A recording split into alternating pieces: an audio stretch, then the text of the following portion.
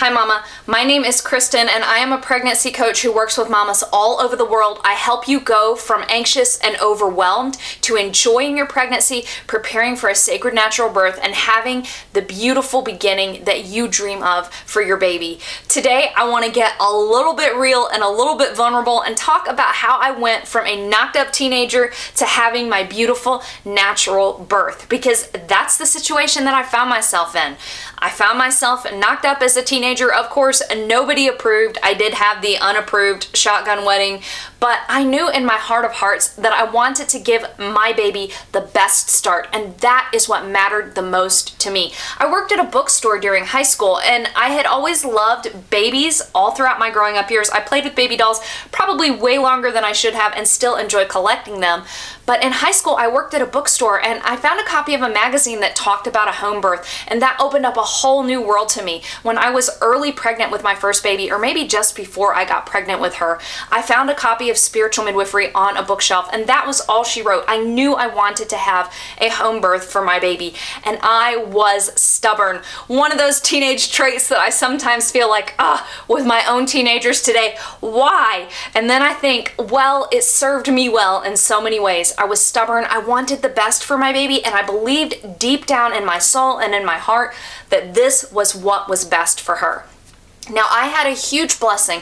I was out west actually when I got pregnant, and then I came home to my little rural southern city and I got on the phone with midwives in my area, and I picked one based on who I liked best, talking to her on the phone. I went and met her in person and I really liked her, and even though she was 2 hours away, I decided that I wanted her to be my home birth midwife. And fortunately, she decided she would take a chance on this crazy stubborn little teenager.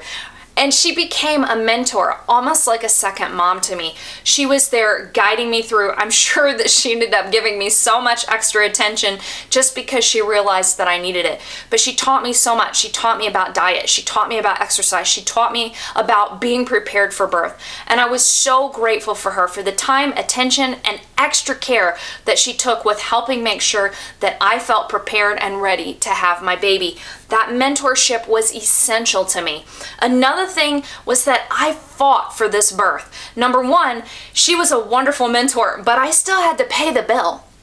And even though I was eligible for government assistance and would have been able to have a hospital birth for free, I knew that was not what I wanted. So I made the decision to do what it took to pay her out of pocket. And I fought to make sure that that could happen. And I was grateful too that she gave me a very graceful payment plan, but I had to fight to find the finances to make it happen. And that is part of what helped me really commit to the birth that I wanted, because I knew that I was paying the bill for this birth and I wanted to make it happen. I did not want to go to the hospital unless my baby and I really needed to be there.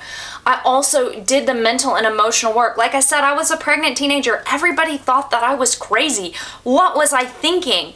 So I had to deal with a lot of flack from family and from friends, people who thought that I was doing this just because I was being stubborn and rebellious, and not because I was intelligent, well-researched, knew what was best for my baby, and wanted to be the best mom I could be.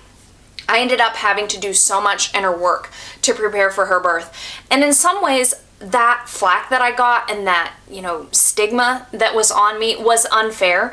But in other ways, they say what doesn't kill you makes you stronger.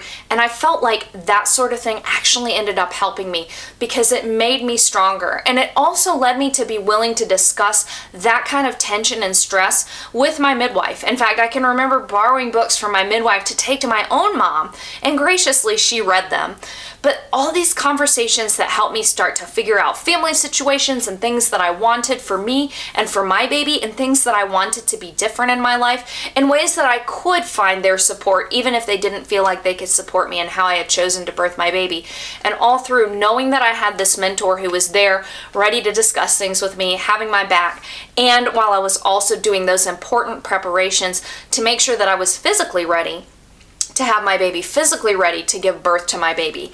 And I'm so grateful because all of that did end up with having a birth for my beautiful first baby, who is now an adult, who is having an adventurous and exciting life of her own, which is really cool to see how far she's gone. I will try and remember to put a link below to her birth story so that you can read it.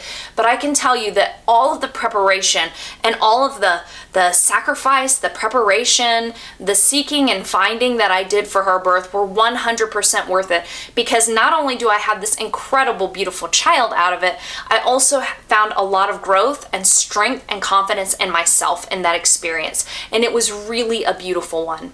Like I said, I now work with pregnant mamas all over the world. I still love babies. I still love birth, and this is definitely my life's calling. Having that mentorship was a huge blessing for me. And if I can offer that to you, I would love to do that. If you feel like you need somebody in your corner, somebody who's going to teach you the things that you need to know, help you sift through the evidence and the research to find what's really going to make a difference for you and your baby, help you know how to eat, how to prepare for that sacred birth experience, how to get set up to have the birth that you want to have for your little one, I would love to be there and do that for you. I'm literally in your pocket. You can send me a voice text anytime you want, and we talk regularly via Zoom as well, so I can work with you no matter where you are in the world. If that support sounds like something that would benefit you or resonates with you, head over to birthbabylife.com/beautiful. Let's set up a time to talk this week so I can start supporting you.